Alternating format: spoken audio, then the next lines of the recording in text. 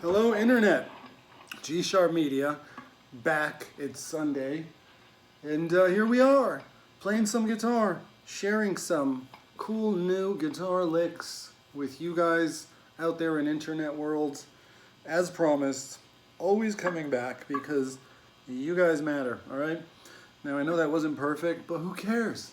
Who cares? So basically, there's a lick in there I want to show you guys, all right? I'm going to try and keep these simple and abbreviated because I discovered that I talk too much, okay? Less talk, more playing. So look, working in the key of A over here, right? Right, just playing some blues.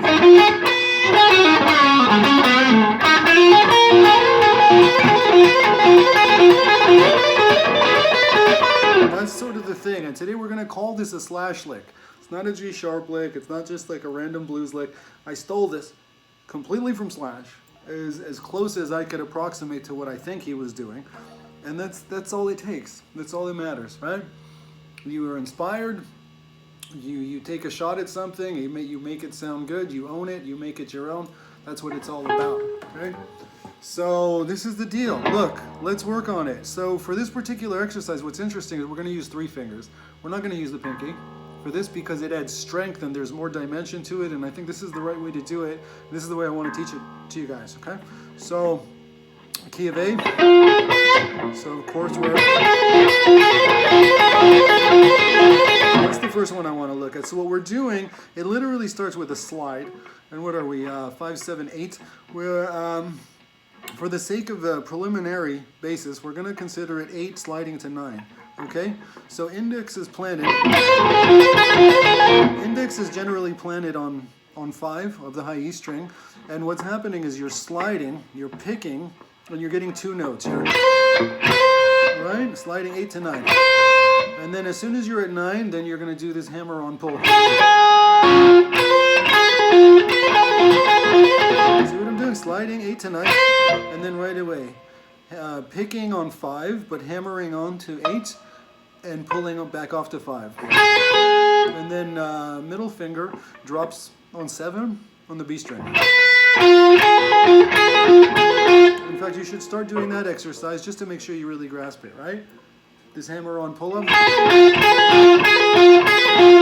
And try and get that cadence going, that sort of rhythmic thing happening. Of course, there's many ways to do that. You can go, but try and get this.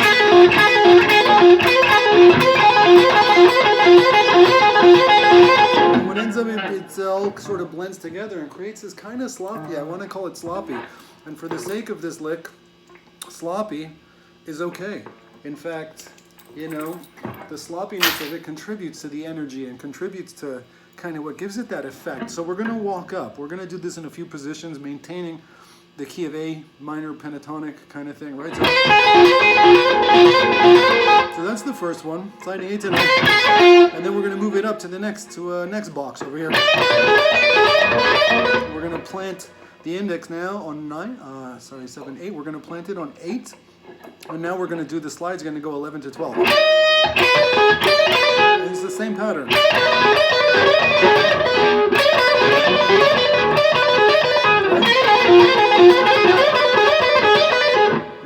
that sort of thing, right? And then we're gonna move it. Let's move it up one more time. So this one's a little bit different because this one we're sliding 14 to 15, and then hammering 12, 14 off, and then the middle finger lands on 13 of the B. So let's look at the three positions. And then okay, so right, first one. And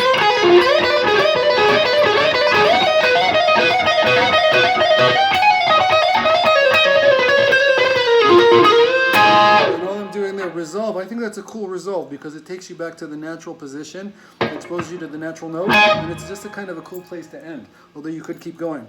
Maybe we'll try it. So I'm just kind of climbing to that last box, which I consider box 1. And when I get to that position, I'm playing a sort of pentatonic major. And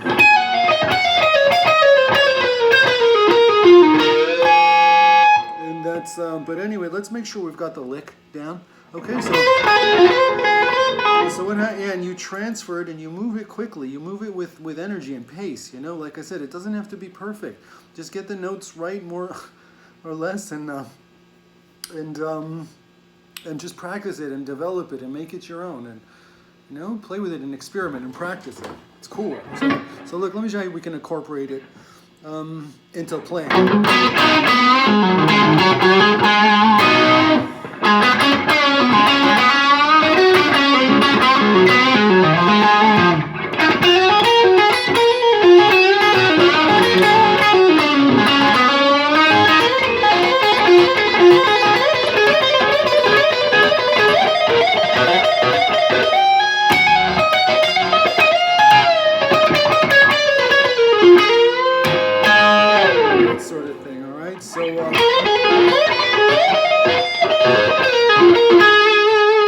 I think that's pretty cool. And then climbing.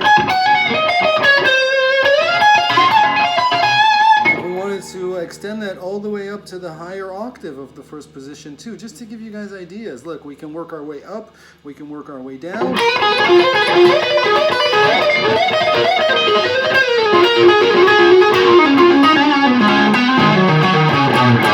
right, we're working our way up.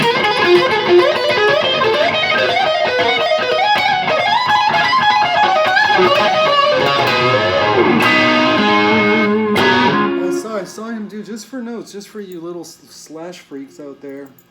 I remember going to a Velvet Revolver, G Sharp story time, but from a Velvet Revolver concert I saw here in LA, and when everyone left the stage and he did his solo by himself, I remember he did that, exactly that, and I remembered it, and I thought it was so awesome that I went home and learned it, and now I'm showing it to you guys.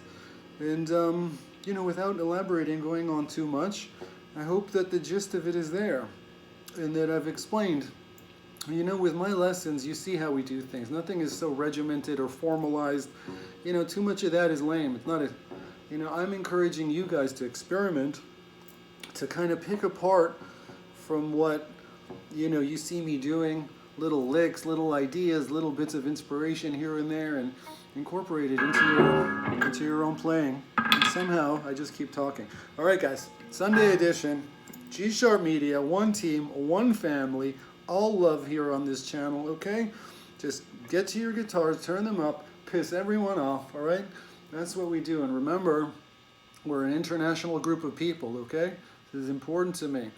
YouTube, internet, connecting with people all over the world. We're in China, we're in Africa, we're in Russia, we're in the United States, we're in Europe, we're in South America, and we're all the same, eh? Let's remember to be the difference, lead by example, and respect everyone around you, okay? All right, guys, peace out. I'll see you next weekend. G Sharp Media, go practice.